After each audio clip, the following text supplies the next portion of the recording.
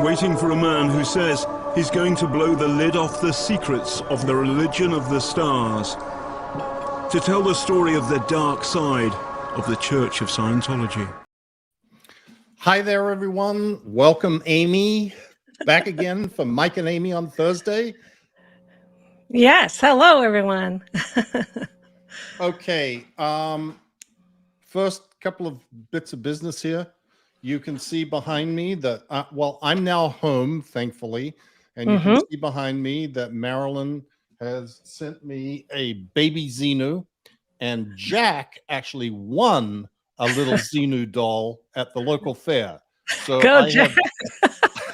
have two additions to my Xenu collection. Okay, and I got to do a little show and tell too, because look what just arrived in the mail for me.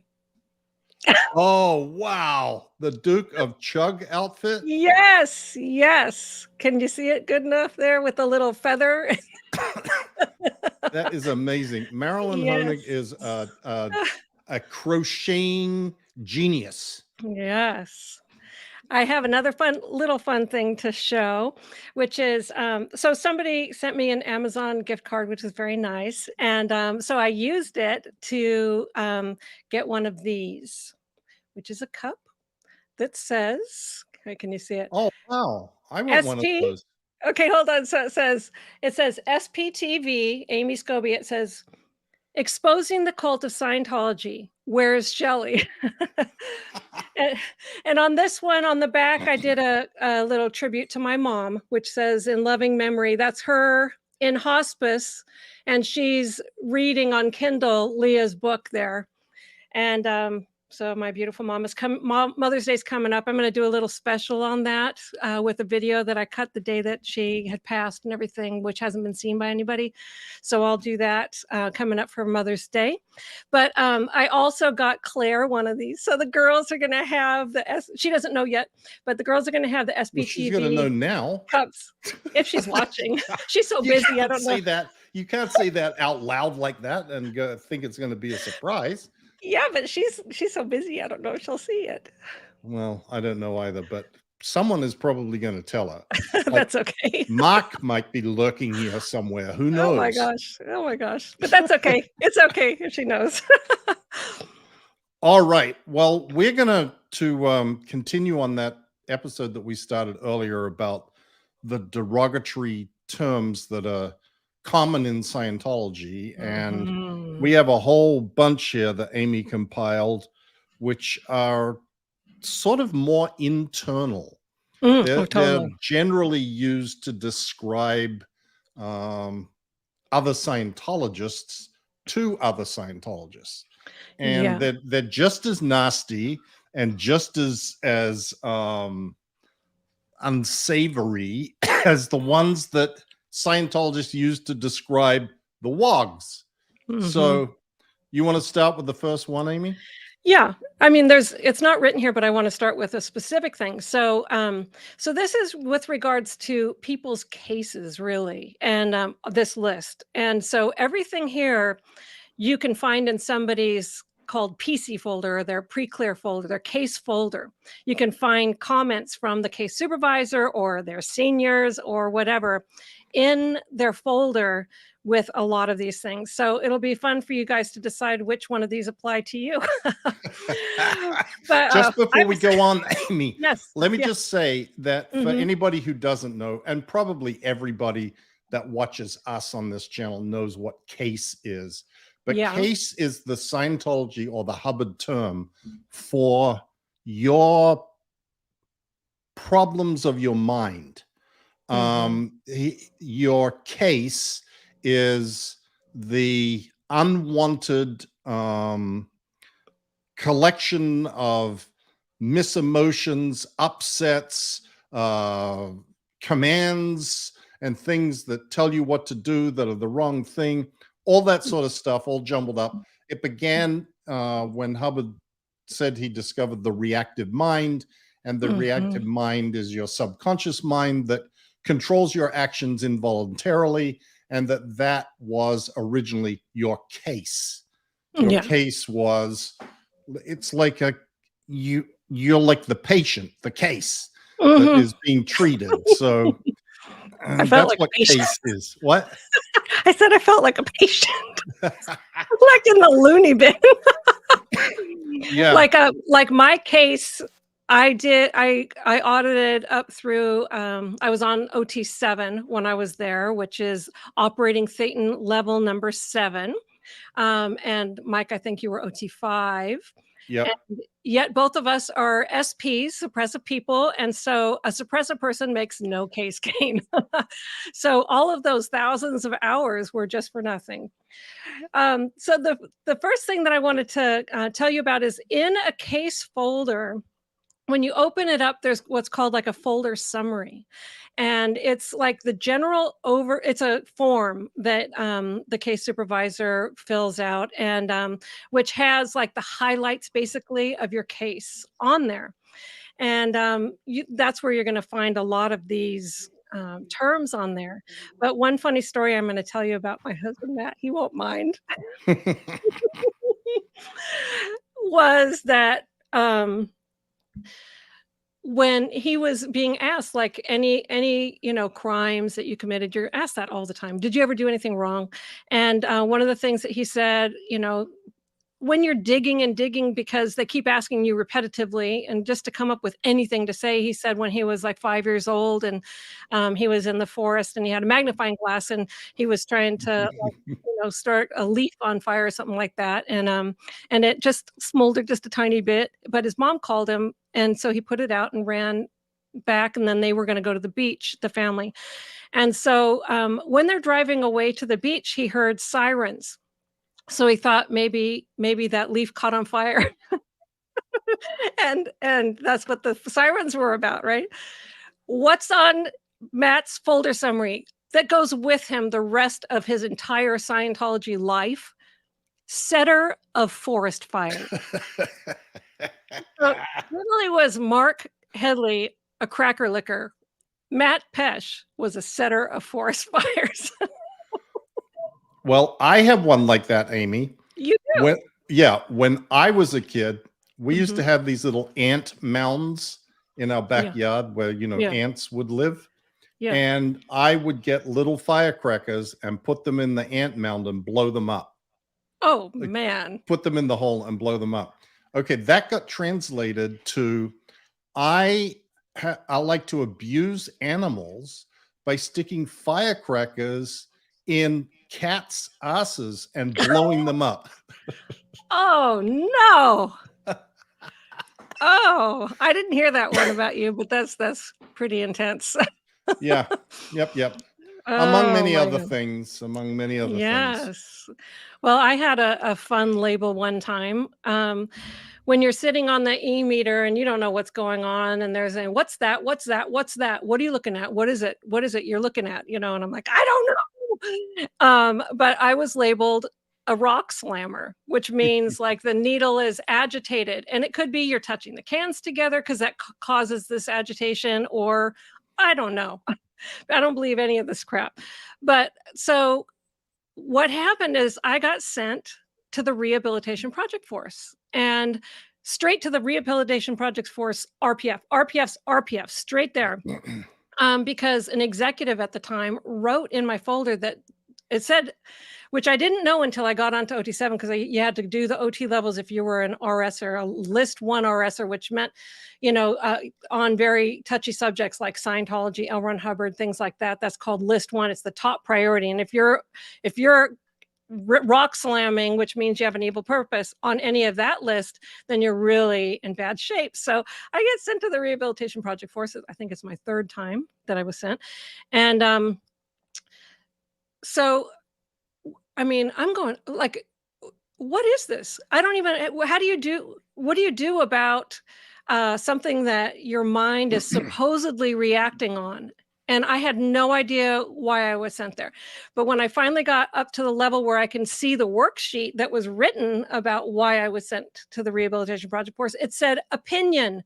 She's thinking about LRH. I was Oh not my thinking about, God. yeah, and 2 years later, I mean, screw that, man. So, yeah, but I finished and I graduated and everything like that, and finally let back in the group as not an evil person against L. Ron Hubbard. But, so that's a fun label that people got Well, behind, List 1RSer is about the bottom of the barrel. I yeah. mean, in Scientology, I guess in no case gain is slightly below that. But Mhm. List 1RSer gets you a lot of nasty stares and bad looks, along Mhm. with all the punishment. It's like Yeah. that's like about the worst thing that you can say about particularly a Sea Org member. Because it means you have unhandled evil purposes against L. Ron Hubbard or Scientology or the officials of Yeah. Scientology, that sort of stuff. Yeah, it's like the And worst you can get.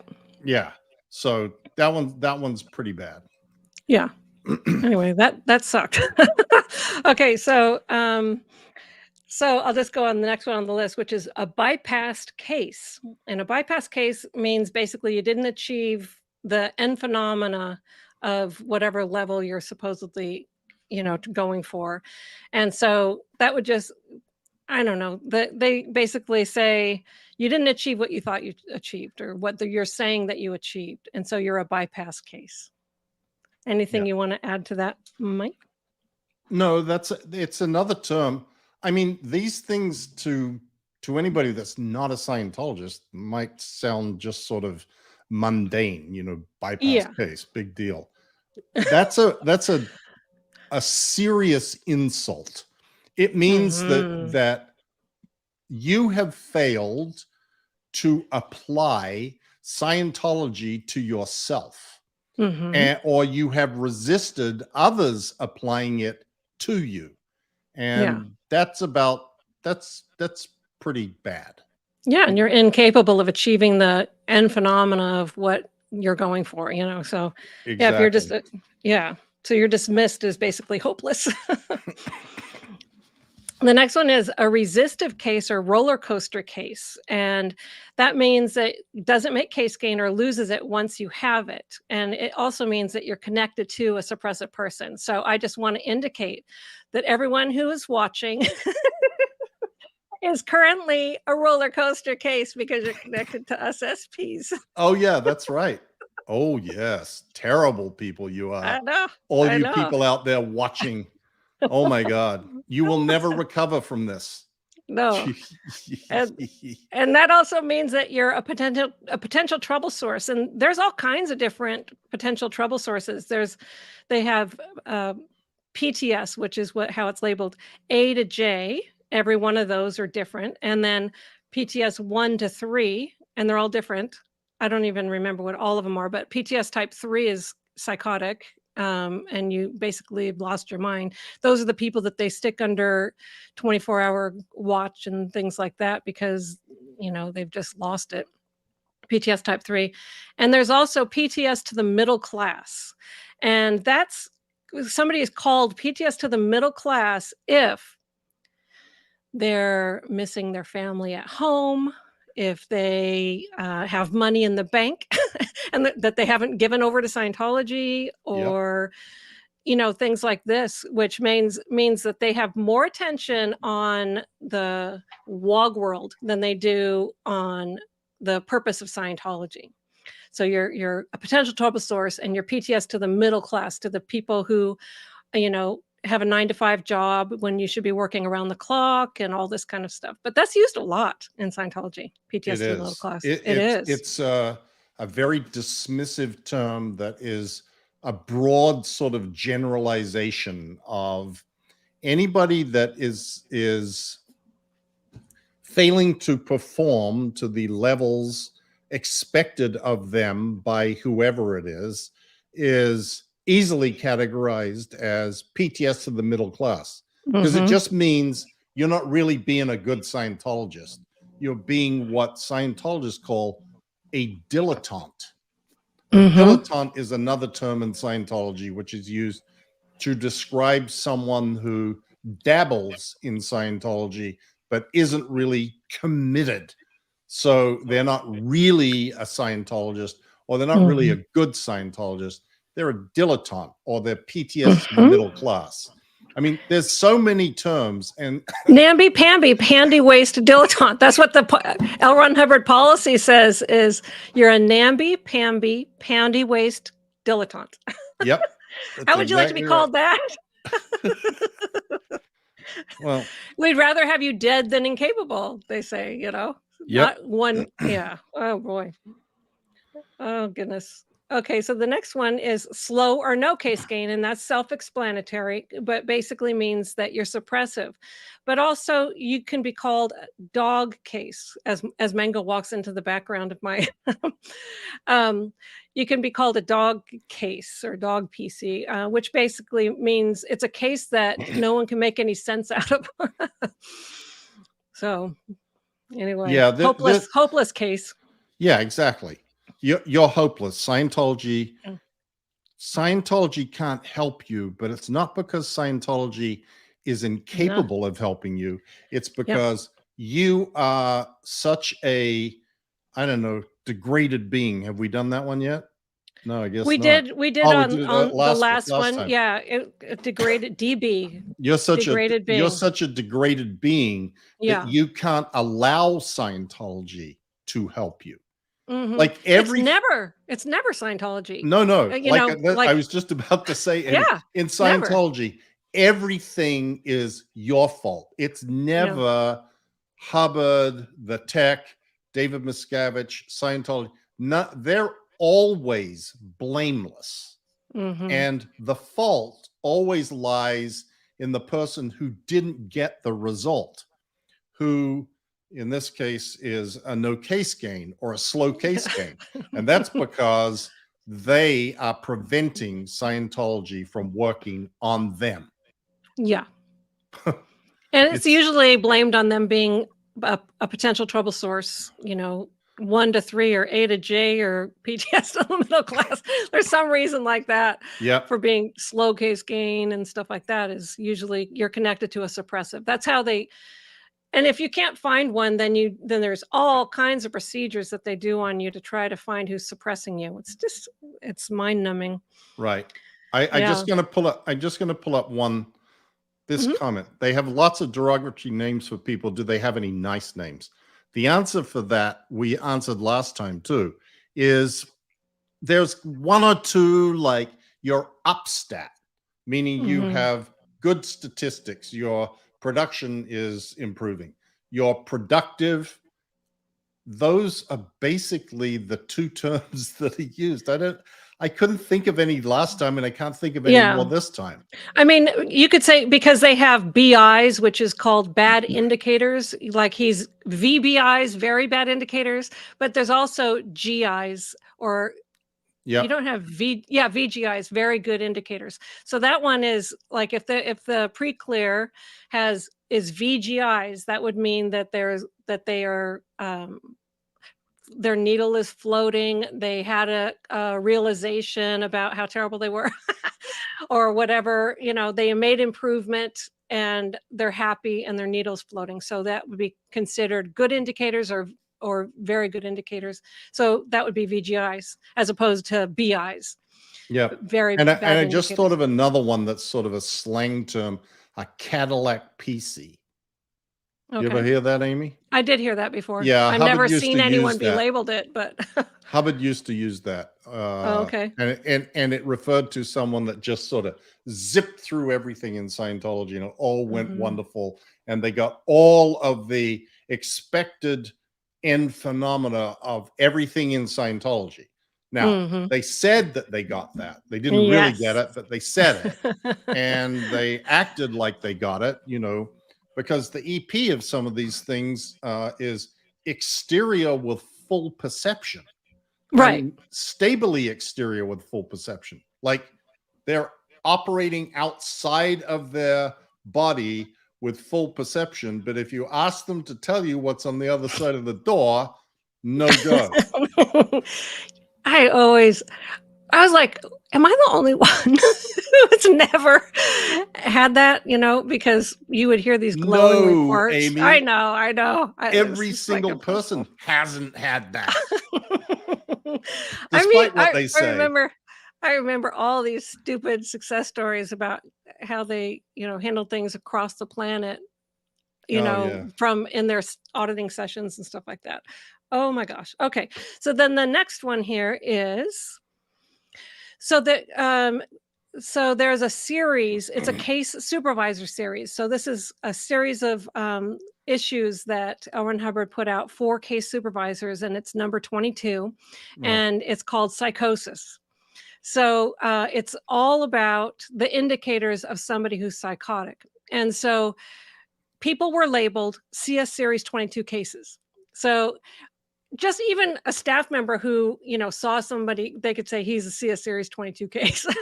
So it just kind of like got thrown around as well. But that's really what that means. He is psychotic. There's another one, which is a dub-in case. Okay. So this is someone who makes things up that didn't actually happen, which at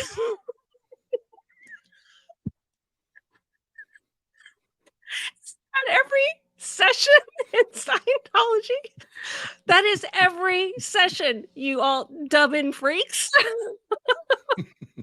That didn't happen. Oh my God. I'm just realizing we're all labeled dub-in cases, but all of it's dub-in, stupid, made up crap. But yeah, if I guess who labels you that? The case supervisor? He decides whether or not what you say is something that did happen on your time track 80 million years ago or not. Yeah. Or maybe the DFP or your auditor or a reg or actually anybody, an executive, He's such a dub-in case. Okay. Well, that's wonderful. And complimentary. But it just cracks me up because the whole time it's nothing but dub-in and making things up. Oh my God. So somehow get that needle to float so you can get out of the room. Oh. Okay, the next one is a biochemical personality.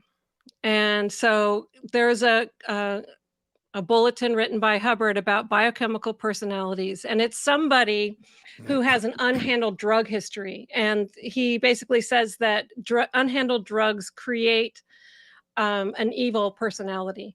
And so, so that was David Miscavige's why for us executives. He said basically that we're all a bunch of biochemical personalities because we have unhandled drugs, and that's why we were thrown on this purification program for months at a time.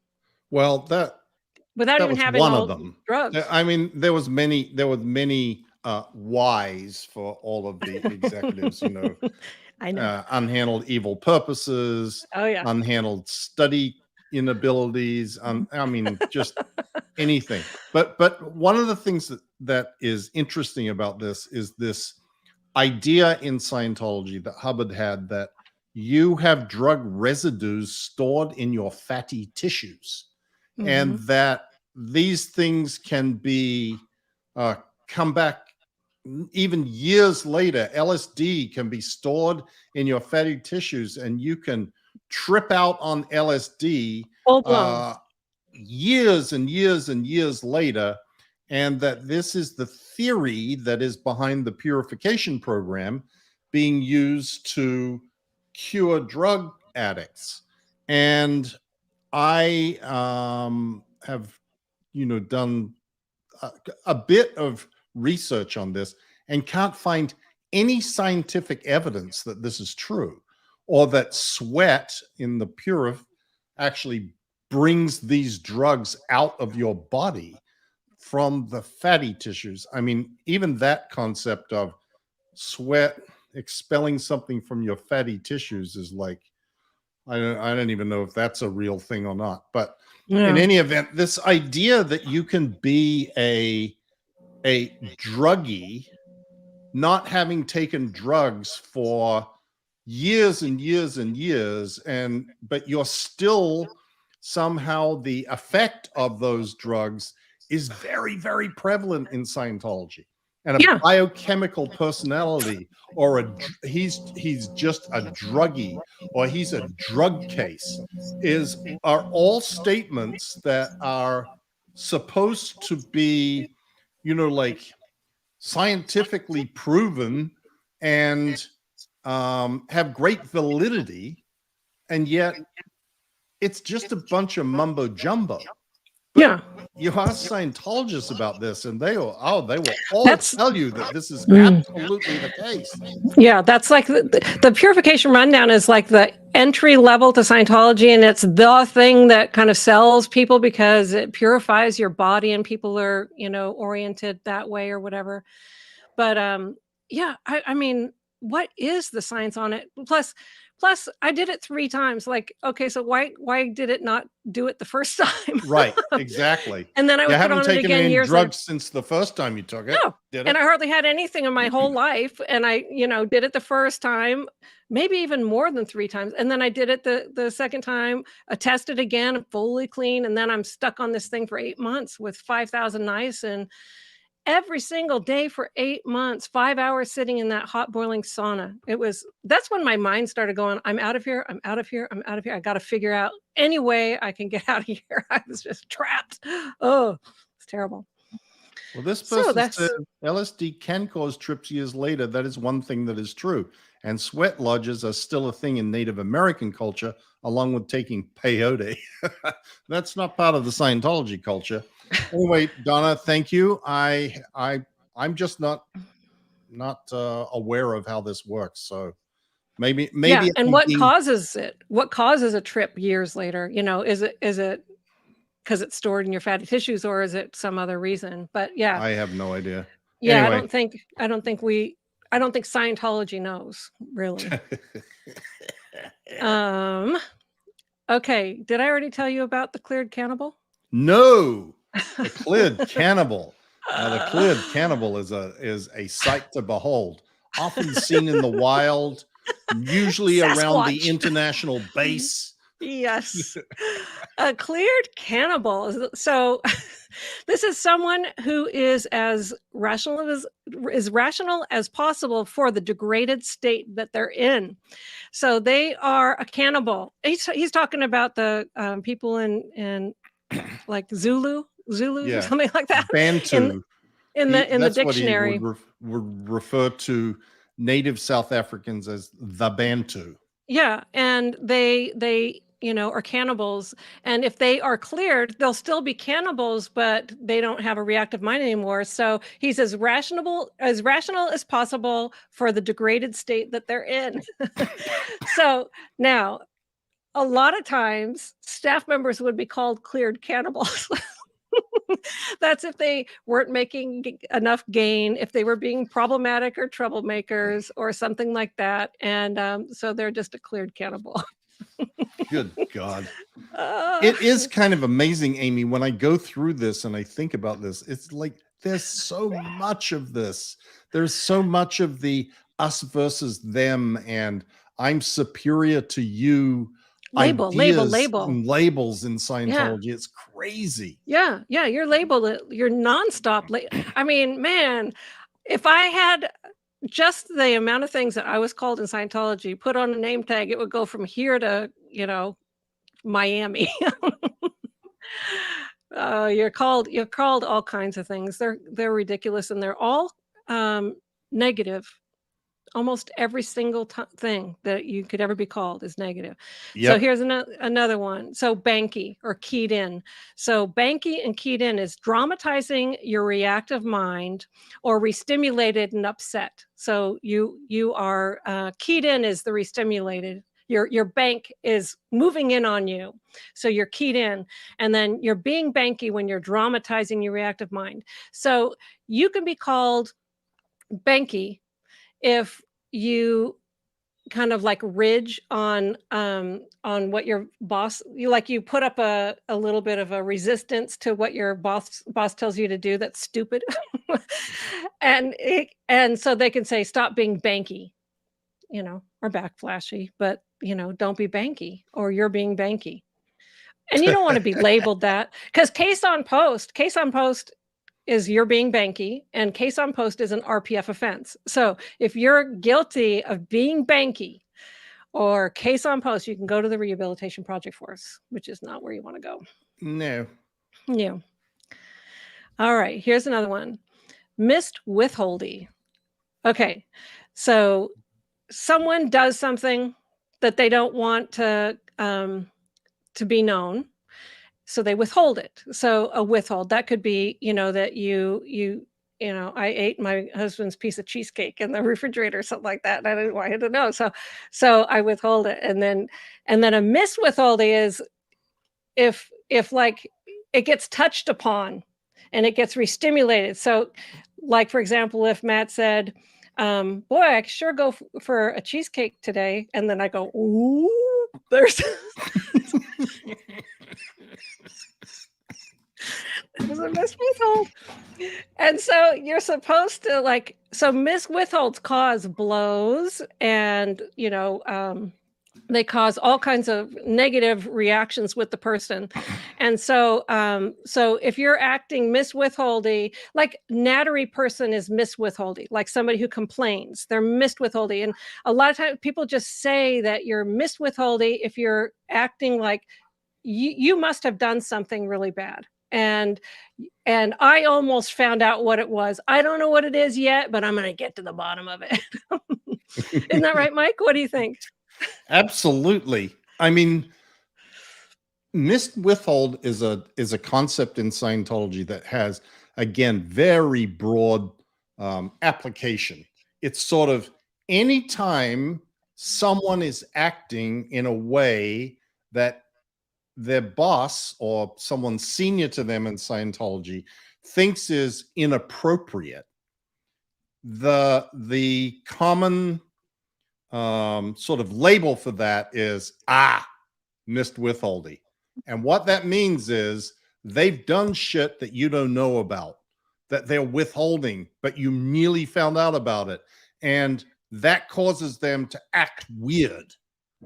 And act weird in Scientology can be defined almost any way that the executive wants to define it. This is another thing that happens very, very commonly in Scientology is he who is at the top of the pile is he who decides what something means, and what the person beneath them is, quote, dramatizing. And dramatizing is another Scientology term that is used to, like, all of these things that we've said, you're a CS Series 22 case, you're a PTS, you're this, you're that. Those are all dramatizations. You're dramatizing all those things. You're acting them out in the physical universe. So these are things that, these are things and terms that someone above you can label you that, and you become that. It doesn't matter whether you are or you aren't. If the person above you says you are, suddenly you are. And especially Miscavige. It doesn't go away. The title doesn't go away. or before that, Hubbard. I was a unhandled evil purposes and destructive intentions case. And that never went away. Yeah. Probably I still am, I guess. Yeah, because L. Ron Hubbard said it. It's law. Yep. Yeah, exactly. Wow.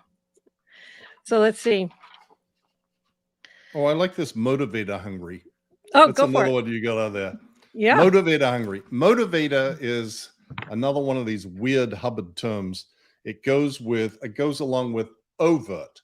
An overt is a contra-survival act. A motivator is that thing which you claim caused you to commit that act. And there's this thing that Hubbard describes, the overt motivator sequence. You do something to someone, and it always starts with you. You're always the source of whatever happens to you. And this overt motivator sequence is a little complicated to explain, because while it says that it's like the sequence gets all mixed up, But in any event, the simple form of motivator hungry is you are looking for things to happen to you that are bad. You Mhm. want bad shit to happen to you because then it justifies you doing bad shit, or it explains why you wanted the bad shit to happen to you because you've done bad shit to other people. And this is a very If it sounds insane, it's because it is. Oh, but how many times have we told we're motivator hungry? You know. Oh, many times, many times. Looking for a motivator. Oh, you're just looking for a motivator. Yeah, I know. Yeah, like it justifies that you committed a contra survival act. Yep. And yeah, oh gosh, yeah. Okay. Out of valence. How about that one? No, we got What? one right above that one, just so we don't skip it, because this is wonderful, which is full of black PR, enemy lines, evil purposes, human emotion and reaction, misunderstood words, and overts and withholds. So all of these things are negative, and so you just put full of in front of it. So full of black PR. So that's when you have an enemy line, like Scientology costs too much. That's called an enemy line, and if you believe it, you're full of black PR. I don't get enough days off. Oh, you're full of black PR. Yep. We don't get paid very much. You are so full of black PR. Oh my God. And then full of enemy lines, that's similar. And then full of evil purposes, we explained that. And then full of HE&R. I mean, stop being HE&R-y. I mean, we were told that all the time. HE&R is human emotion and reaction. And what that means is kind of like what it sounds like, but basically you're dramatizing your reactive mind. Is that good? Is Yes. that good? Yeah. But realize, Amy, this has a sort of a broader context to it too. And we see some of this being played out in the Danny Masterson trial, where it is, in the mind of a Scientologist, unacceptable to be emotional. That the idea that you are emotional about something is pretty much negative, unless you're enthusiastic about Scientology. Every other emotion is treated as a mis-emotion. That you are upset about something, that you're crying about something, that you're angry about something. Those things are all in Scientology considered to be mis-emotion. Mhm. And that's a bad thing. Mhm. So Yeah. Scientology sort of culturally teaches people not to respond or react, not to be a victim, not to have human emotion and reaction, not to have mis-emotion. And even when terrible things happen to people and they are victimized by someone else, their tendency is to, first of all, look and figure out what they did to cause it to happen to them. Yeah. And First. second of all, to not display human emotion and reaction or mis-emotion, because in Scientology, that is considered an indicator there's something wrong with you. That you will then have the sights turned on you because you're mis-emotional, because you're HE&R-y. So you become the target of whatever it is that you are upset about. Right. It's a really, really It's actually insidious terrible. thing. Yeah, because like having emotion, it was hard for me for a long time after I left Scientology, like that I could actually feel emotion, you know, and compassion. I mean, Yeah. all of that. It was super hard. But yeah, bosses would be like, "Don't give me your HE&R. Don't give me your HE&R." Like if you showed anything, you know, and like my dad has a heart attack. I want to go and see him in the hospital, you know, and it's just like cannot be done, and you need to just like stiff upper lip and get on with it, get your priorities straight and stop being so H-E and R-E. Right. Yeah. How do you like me now? My H-E and R is like in full blown. Yeah. Um, Okay, out of yes, valence. yes. So Out of Mike, valence. can you, Mike, for 1 second, just take me out because my dog's crying because the toy is up on the table and he can't reach it, and I just want to You give can him just this mute toy. yourself, Amy. I can. Okay, Yeah, so just just mute hold on yourself. 1 I'll second. carry on. I'll Okay. carry on without you I'll for I'll a just be a minute or second. two. He's gonna keep crying. I'll just be in 1 second. Okay, go. Okay, so out of valence. In Scientology, valence is a word that Hubbard coined to describe like your personality. So when you are being yourself, you are considered to be, quote, in valence. When you're being out of valence, you are acting like you're someone else. And that's not a good thing. It's not like, oh, well, you're out of valence being like L. Ron Hubbard, or you're out of valence being like David Miscavige. You're actually out of valence like you're somehow being your mother, or you're being a person who suppressed you. Because usually the theory in Scientology is that the people who you are suppressed by or are effect of are those people who you want to assume the valence of because they have dominated you in some way. They're not really good people. They are bad people who have dominated you, and you have taken on their valence, and you therefore are out of valence. It is another weird term that is used very, very often in Scientology. Yes. Oh my God, we've got a few.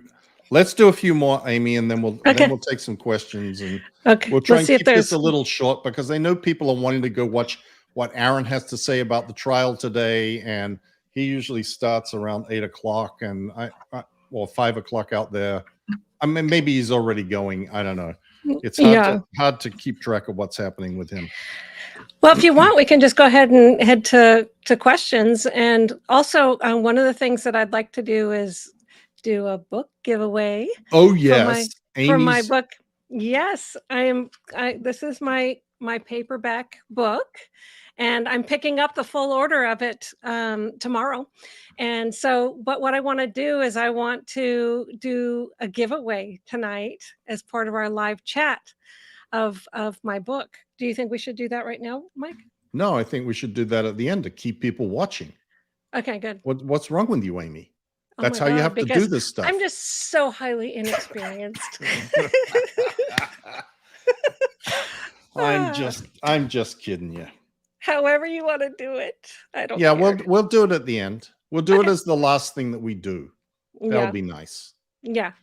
Good. So the people that do stay are the ones who have a chance of winning.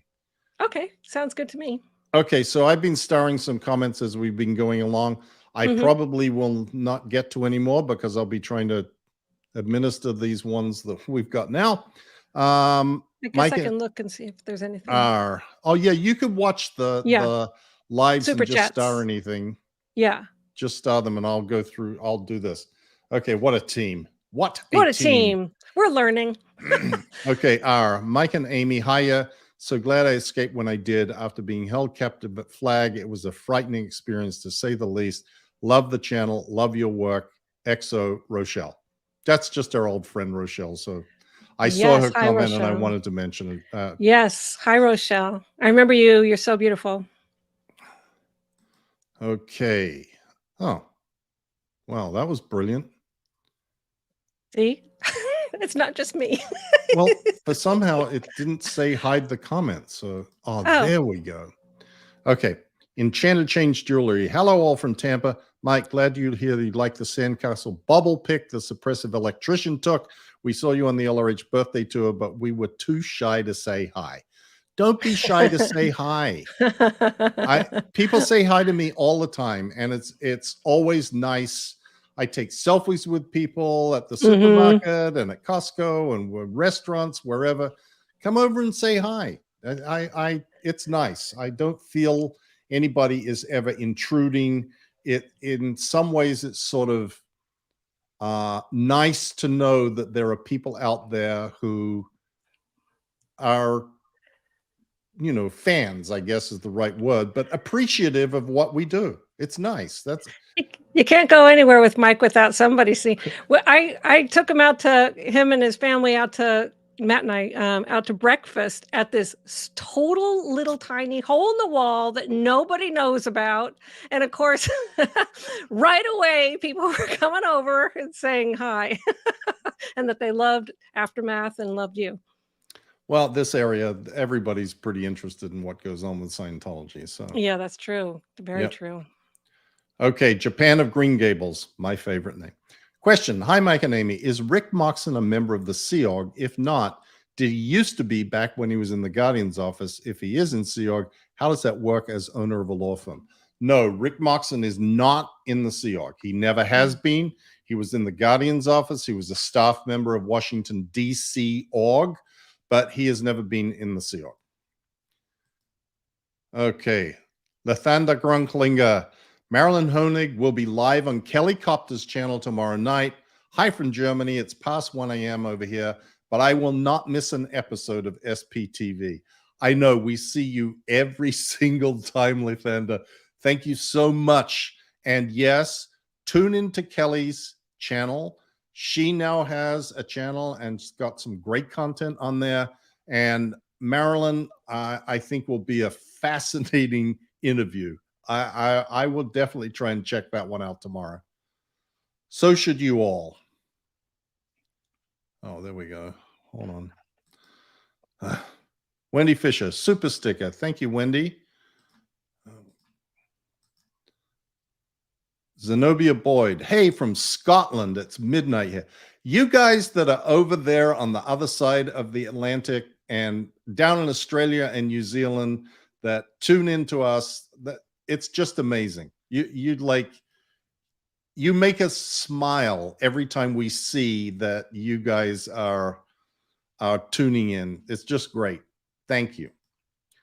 Okay, Goldie, our beloved Marilyn Honig will be appearing on Kelly Copter's channel tomorrow at 5 p.m. Eastern. And there's a link for it.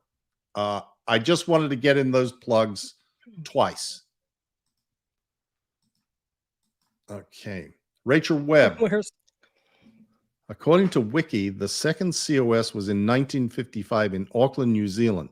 Being in New Zealand, I'm curious as to how that came about. Cheers, and yous are awesome. It came about because there were some Scientologists from New Zealand who had somehow connected up with Hubbard. And I don't know exactly how that occurred, but I do know that you're right. Auckland was the second Scientology organization on Earth. It's very strange. Auckland, like so far away from Phoenix, which is where the first one was. The good news is that Auckland Org, although they have an Ideal Org building, is about as big as it was in 1955.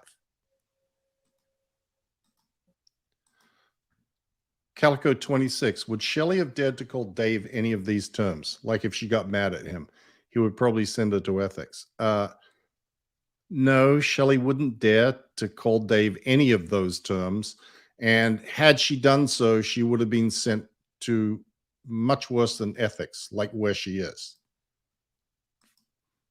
I'm going to let you answer some of these, Amy. I'm sorry. I just like rolling along.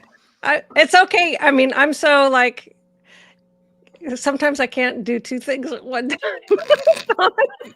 So I'm reading all these comments and I realize I'm like way up in the chats and I still have a million miles to go. So I'm freakingly trying to go fast. It's all right, Amy. Nobody's going to get upset with you. Just do your thing. It's really funny. Question. You know what? If I'm watching TV and Matt asks me a question, I literally can't do them. You have to stop the TV. Pause. What was that again? Yeah, he knows not to talk to me. Oh, I'm just kidding. Matt Elliott, question: is AA Run going to be jumping in with you guys? I doubt it. I'm sure AA Run is talking about the testimony in the case today. By the way, Amy, I don't know if you saw the summary, but finally, there was an expert witness who actually explained what happens to victims of sexual assault and how virtually all of them have difficulty recounting what happened. And like all of the stuff that was made such a big deal of by the defense in the first trial, and even in the cross-examination of Jane Doe 3, the first witness, about, oh, well, you didn't say this and you didn't say that. We said this here, but you didn't say that over there, or you used this word here, or you used that word there. And this expert was phenomenal. And she said, I am a blind expert, which is a term I hadn't heard before, but she explained that she has not been briefed at all on this case. She knows nothing about the case. She is just there to testify about what victims of sexual abuse, how they act, and what their recollections are like. It was really, really good and extremely powerful. I think it's going to make a big difference in that case. So I'm sure Aaron's going to have a lot to say about that tonight. That's good. That's really good. I mean, Scientology is so skilled at covering that stuff up. I mean, it's just they'll send you out of the country. Yep. You know, they'll do all they have done that in several instances and stuff. But yeah. So I hope it all comes to light. Right. Anton Felipa, question. When you went to Curacao with the Freewinds, did you try to persuade the residents of the island to become Scientologists? No, but massive efforts were done to attempt to get the officials of the islands, the police, the elected officials, the port authorities, the Coast Guard, the military, whatever, to be supportive of Scientology. That's called safe pointing, and that was done. They don't ever try and establish Scientology organizations or groups or missions on any of the islands the Freewinds visits, because they're worried that they will generate bad PR, that those organizations might generate bad PR, and the Freewinds then wouldn't be allowed to visit. They're going to have no safe ports. I know. It's like crazy stuff. Yeah. Okay. Heart-shaped dial. Hi, all from Tasmania, Australia. Now, that is cool. That's awesome. Tasmania. Amy, so sorry you didn't get monetization yet, and for posting footage of your own BBC interview 10 years ago. YouTube is pretty petty sometimes. I was put in YouTube jail today. I did a little video. I made a thumbnail of me in a prison with mango. Oh gosh. Anyway. Okay, Stacy Y. Can't believe how much new material and how many new discussions are still coming out.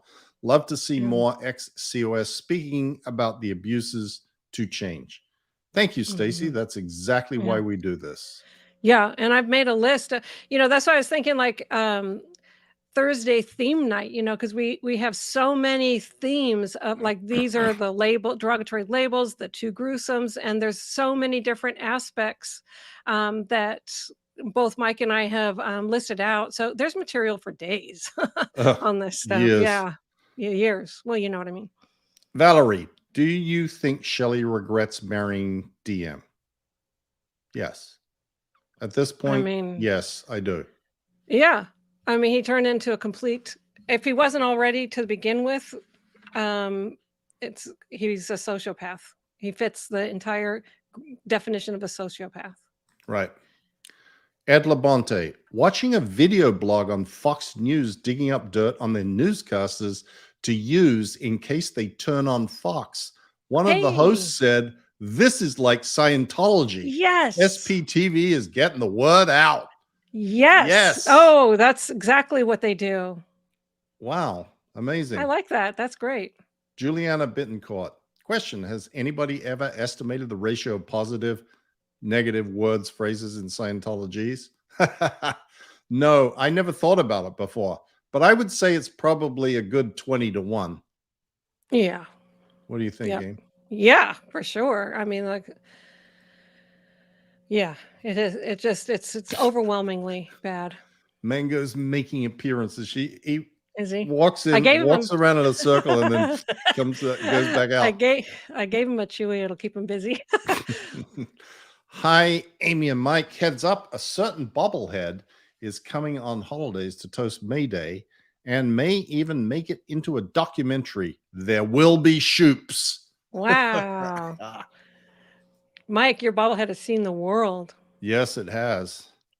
Lisa Robinson, a small donation for my favorite SP, Mike and Amy. Thank you. Yes. Clearwater Cheryl, they have lots of derogatory names for people. Do they have any nice names? Oh, we did that one already. Sam Slade, Mike, can you tell us more about what happened to Ruth Minsel? Okay, honestly, I don't know.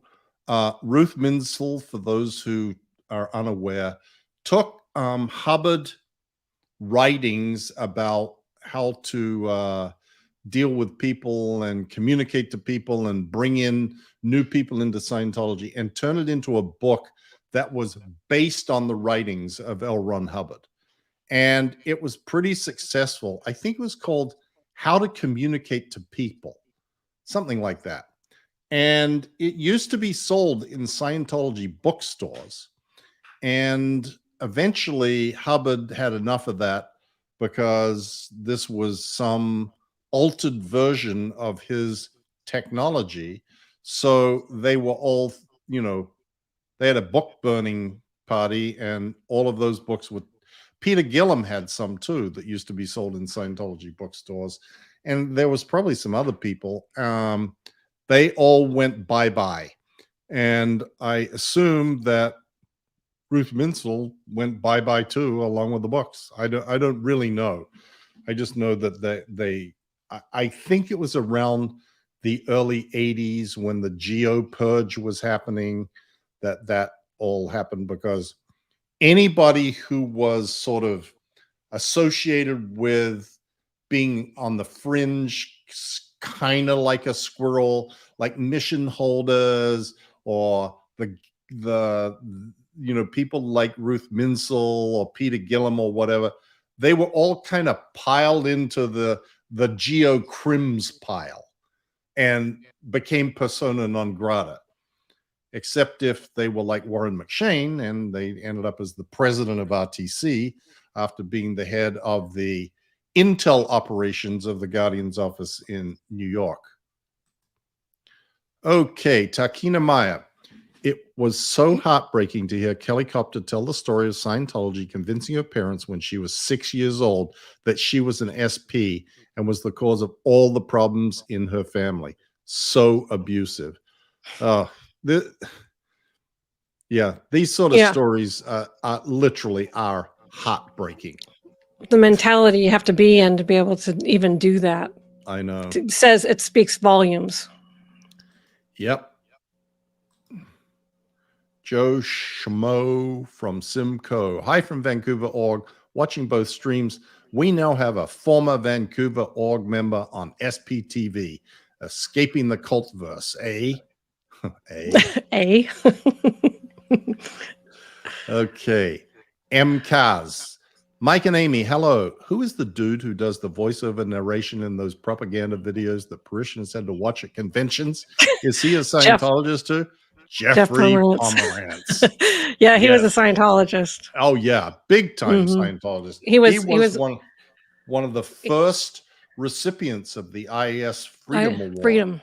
Yeah, when I was 17 years old, he was already on his solo knots. So that's when I first met him. Yeah, Jeff Pomerantz sort of lived at the Gold Base mostly because he was doing voiceovers for those events constantly. Mark Headley did you has get? lots of stories about Jeff Pomeranz. Boy, did I get sick of his voice. Oh, yeah.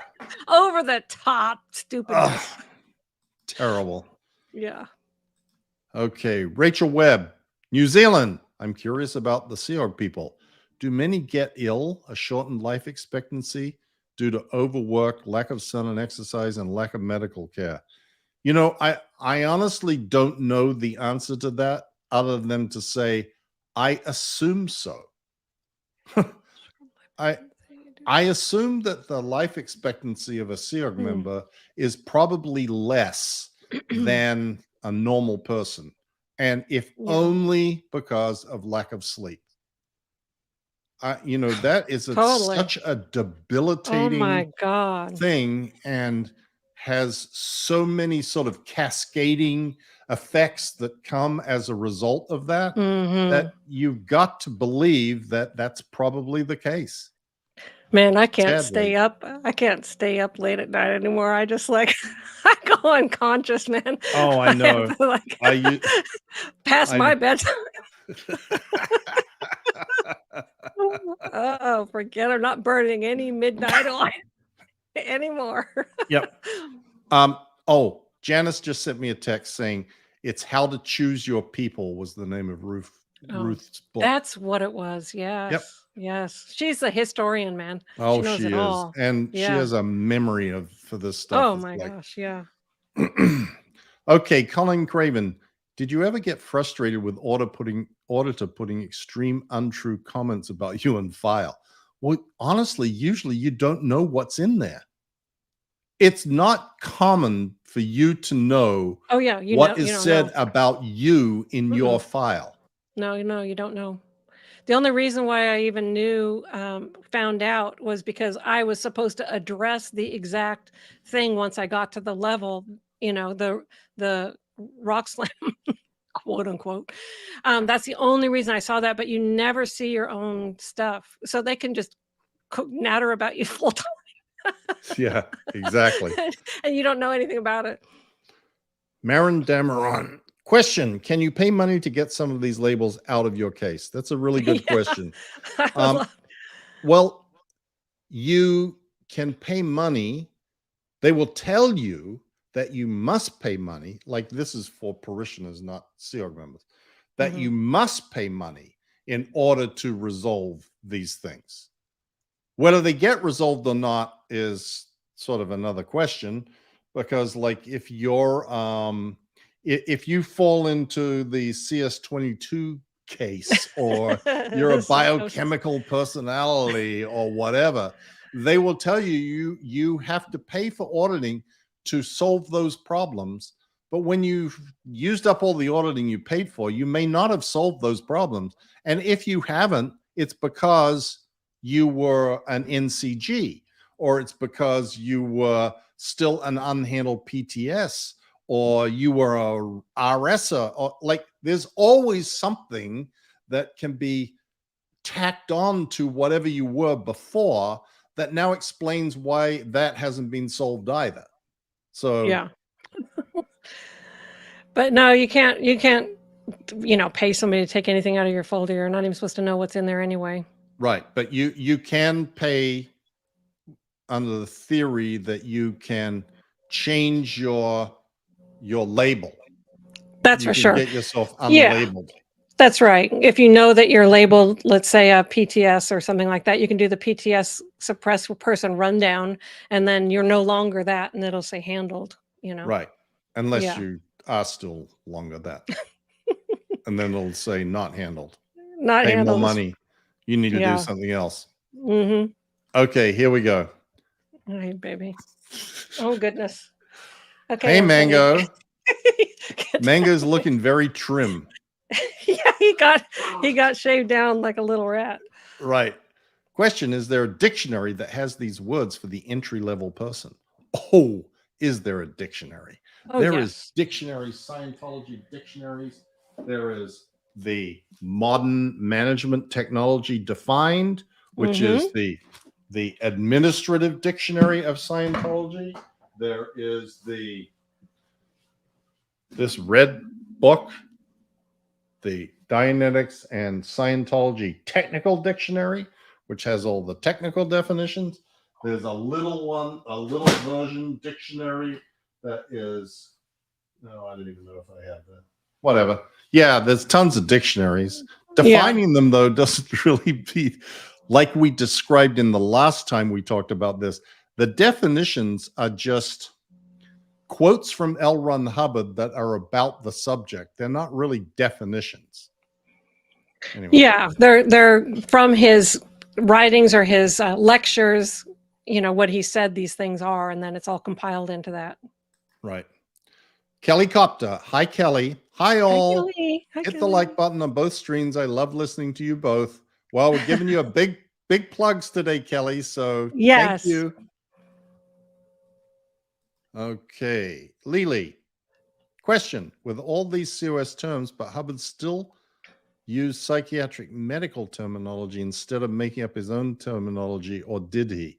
Well, he mostly made up his own terminology, but there are sort of terms in Scientology, like even engram is actually a medical term. It means it has something to do with something trace on a cell or something like that.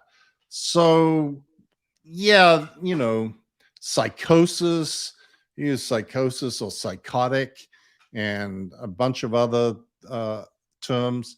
But for the most part, Scientology is defined by terms that Hubbard either coined or took and changed in some way to make them specific to Scientology. I'm even trying to think of an example. I can't think of an example of what that is, but like auditor. Like auditor is not commonly, when you say an auditor, you think of an accountant that sits down to audit books. That's an auditor. In Think of finance, it's a counselor, and it's because the counselor listens, because audire means to listen.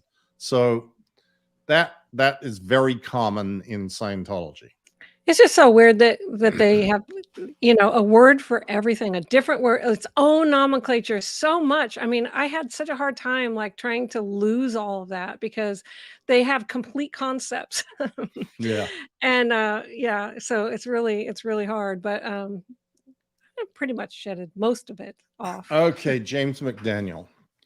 Can you please explain what the fuck happened to Marty Rathbun? After going clear on My Scientology Movie, he started making smear vids. What made him turn? I think Scientology found his button. I try and describe as best I can what I believe happened in my book. It's a bit of a lengthy explanation, but find it there. The real person that needs to answer this question is Marty. For real. Like, I want to know from him. Exactly. Yeah. Queen Diva. Now I want cheesecake. Amy. Now you want cheesecake. Me Matt too. loves cheesecake. He's like a cheesecake fiend coming from New York. Okay, this is a great one. Peggy Ann. So Danny Masterson is motivator hungry? Absolutely. Yes, absolutely. That is one of the labels that would be put on him right now. Mm-hmm. Also, PTS, big time. Oh, he is a potential trouble. No, he's probably just a TS at this point. Red Rooster, I just wanted you both to know how much we appreciate you. I'm so glad I'm a member of SPTV. Glad to have you. Like your little Red very Rooster much so. there too. Yes. Are you still starring there, Amy? Are we still accumulating new stars? I don't know. I'm asking. I'm not asking for them. I'm just wondering whether you are. Yeah. Should we do okay, we're going to not do any more? What? Yeah. I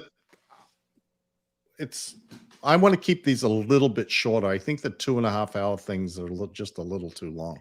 No problem I don't know at all. if everybody we're getting up in age and have to go to the bathroom. Or to bed. It's past my bedtime. Runner Bus Poe. I know Small Man has hit a lot of people with cheap shots, but has anyone ever hit or tried to hit David Miscavige back? Not that I'm aware of. Always surrounded by the goon squad. Mhm. Destiny. So was TC jumping on the couch labeled a misemotion? No, TC doesn't have misemotions. Just like David Miscavige doesn't have misemotions, like L. Ron Hubbard didn't have misemotions. It was considered enthusiasm. Right. Cliff Jones, the crime of being disaffected. Yes. Mhm. It is a crime in Scientology. Yeah. For sure. Like Matt was labeled disaffected because, he complained that the staff weren't getting any sleep, or that he was trying to run on renovation projects. He's like, they're not sleeping. He's like, you're disaffected. So of course that goes into his folder, and he carried that label with him until the day he left. Hi, Amy and Mike. So, of the terms you've introduced us to so far, name the first three that come to mind for LRH. Also, aside from his mouth, was LRH a clean man? He strikes me as stinky and unwashed. Okay. First three that come to mind. CS Series 22 case.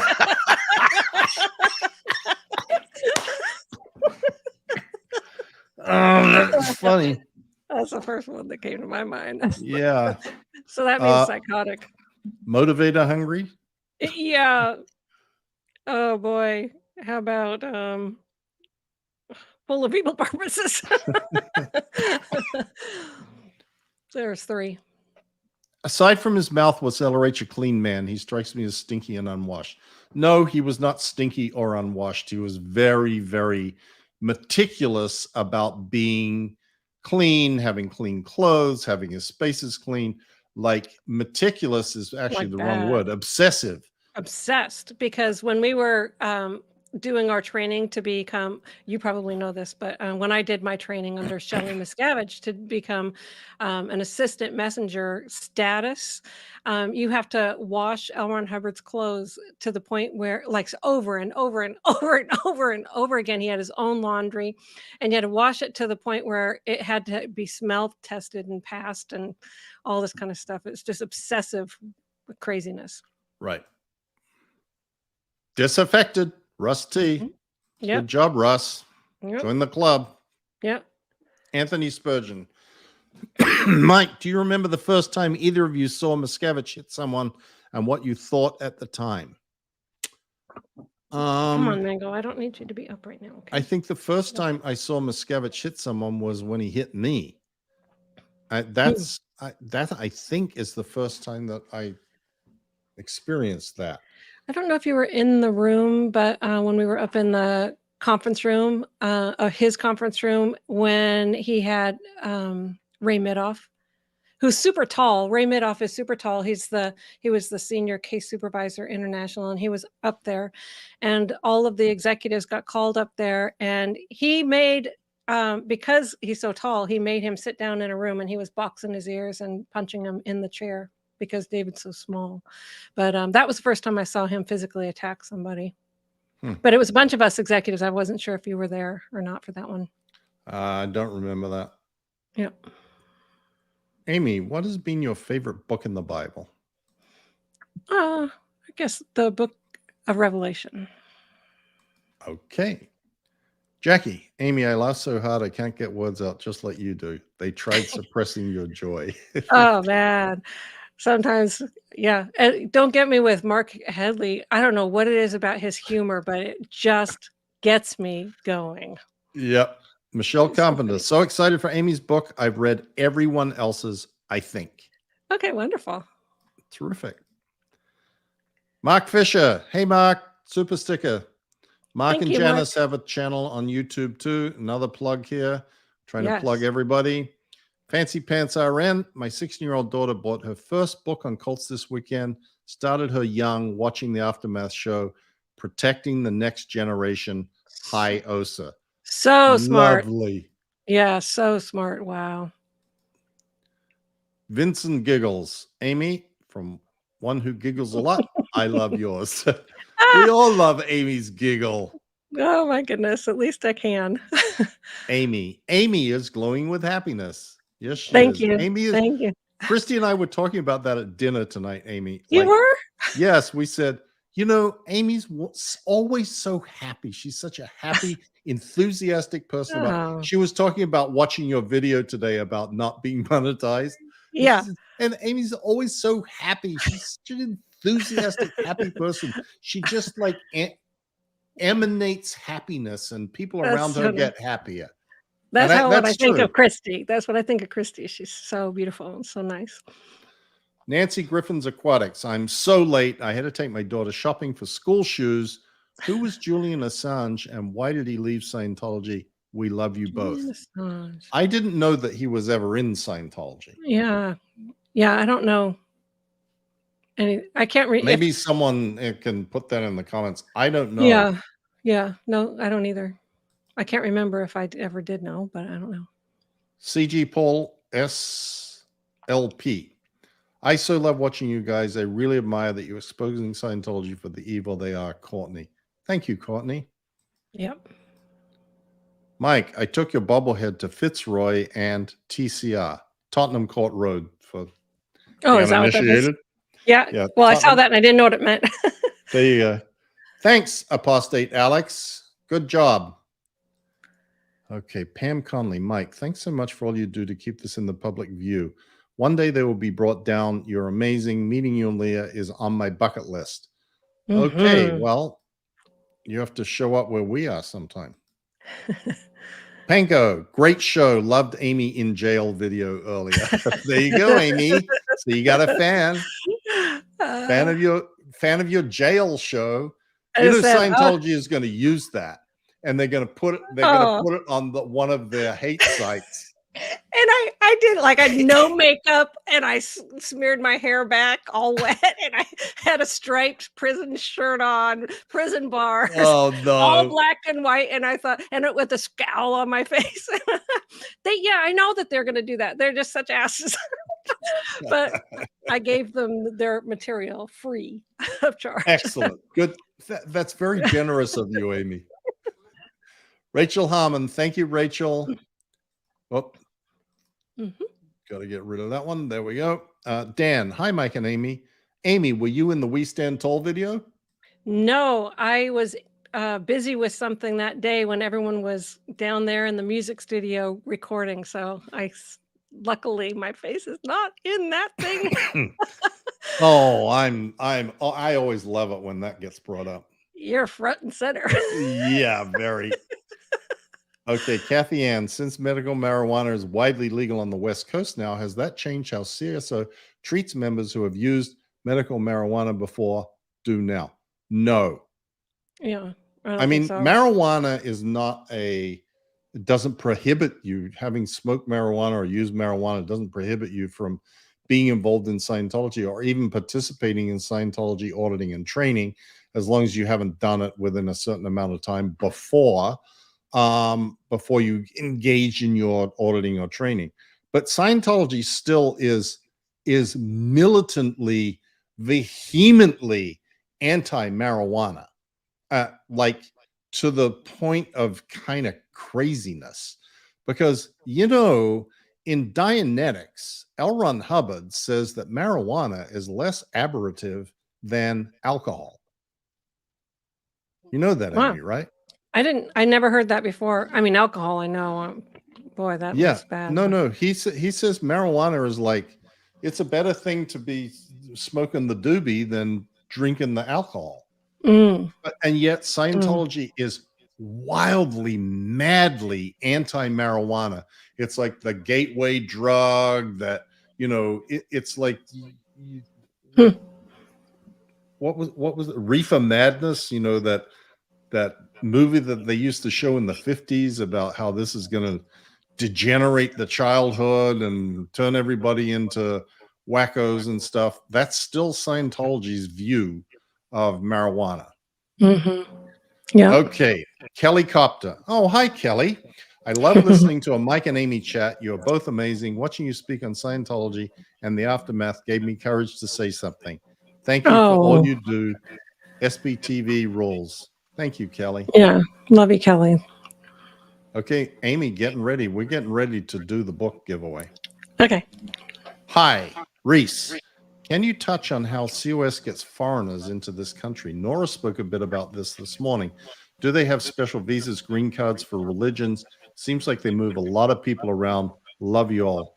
Yes, there was a wonderful article in New York Magazine last year by an investigative reporter, can't remember his name now, that exposed the real truth of how Scientology goes about abusing and manipulating and misusing the laws about religious workers, because you can come into the United States as a religious worker.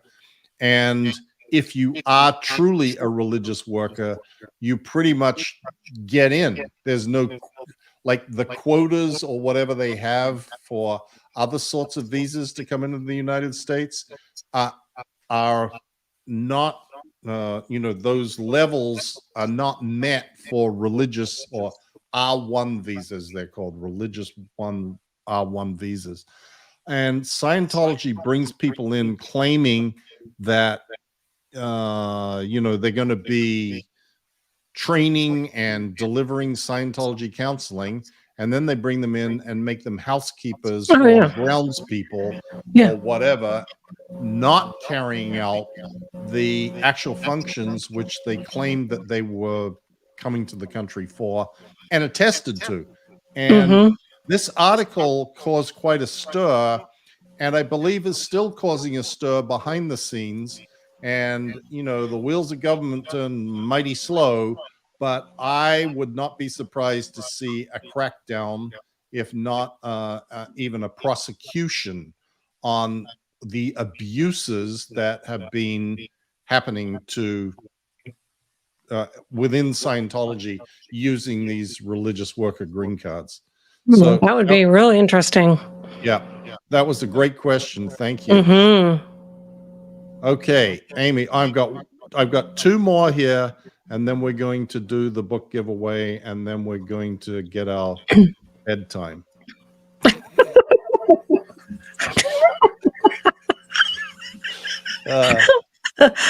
Kathmandu, are these labels applied to beginning PCs as well, or only people higher up? How early could that happen? What are the consequences?